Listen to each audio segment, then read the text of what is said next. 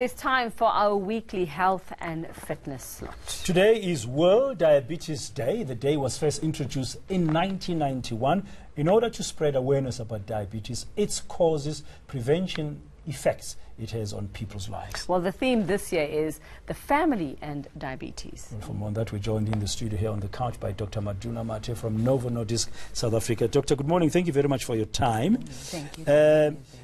We understand that it's the second leading cause of death, that's diabetes in South Africa today, if the numbers are to be believed. But it seems like as a lifestyle disease, as a non-communicable disease, we're battling to really get to grips with it. Yeah.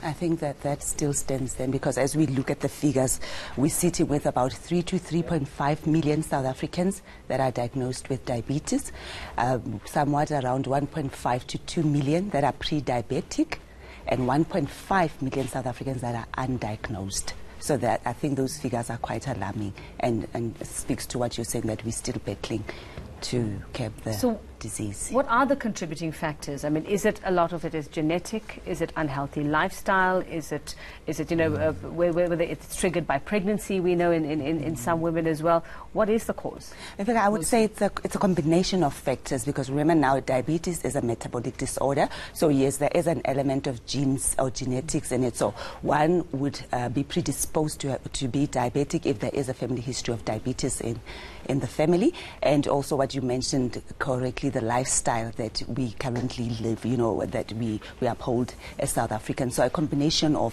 factors could predispose one to a higher risk of getting diabetes. The theme this year for World Diabetes Day is family and diabetes. Yes. To me, it suggests that if you've got diabetes, you require the support of the family. Absolutely. Family needs to be aware. Yeah. How important is screening in terms to mitigate the risks? I think then in terms for us to try and deal with this chronic ailment, screening is critical, because if one doesn't know, as I mentioned, about 1.5 people are underdiagnosed, so you wouldn't know and you wouldn't be able to go and get treated early, so that you contribute towards us lowering the numbers for diabetes. So yes, family is critical, because people that live with you would need to know that you are living with diabetes. They would need to be able to take you for screenings at places where screening is being offered. Short of knowing where to go and short of knowing about screening, what would be the symptoms? If I'm looking at a family member, what should I be looking for that might tell me that maybe they've got some diabetes? Okay,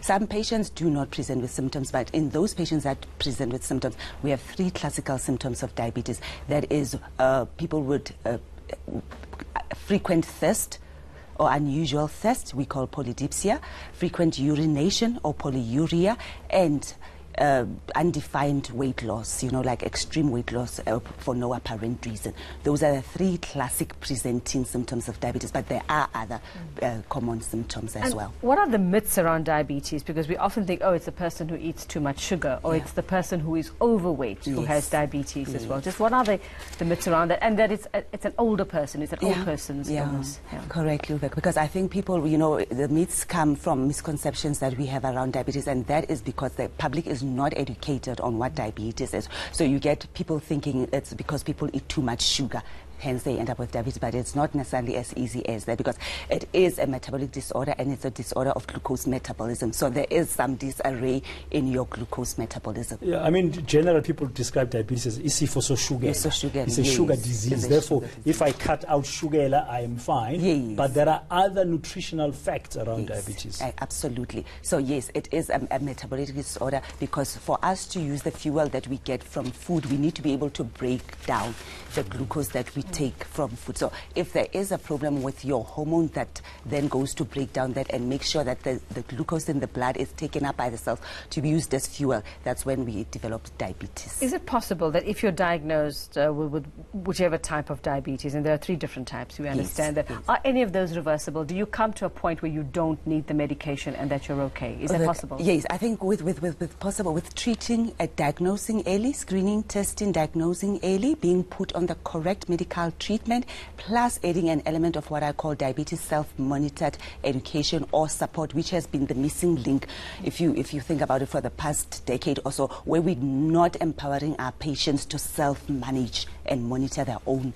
illness. So what we do now currently is that we would partner with a practitioner to say, you diagnose, and then we support you in taking the patient through the journey of treatment and maintaining, keeping their medication, taking their treatment. So we would assign what we call a diabetes nurse educator to a particular patient that follows the patient and assists them, holds their hands throughout this journey, and makes sure that the patient knows what to do when life happens as it does, because we're not always there with the patient. So that was the missing link, that patients are not capable of treating their own illness. But once they're equipped with that, that can be done. It's Doctor, before you go, very briefly, besides nutrition, besides that, what other things should you be doing once you know that you've got any of these diabetes things in addition to treatment? I think one needs to also look at incorporating exercise into one's daily routine. We need to educate people to have moderate alcohol consumption, smoking cessation, because all of these are contributing factors and risk factors for one developing diabetes. We also need to make sure people remember to get checked for high blood pressure, because as a combination of all those factors, then you get to be at high risk of diabetes. So many factors. Okay, thanks very much. That's Dr. Maduna-Mathe from Novo Nordisk South Africa. Just simple things you need to do, and just have those checks. It doesn't take much. Yeah, very important indeed. And this family support is also critical. Okay.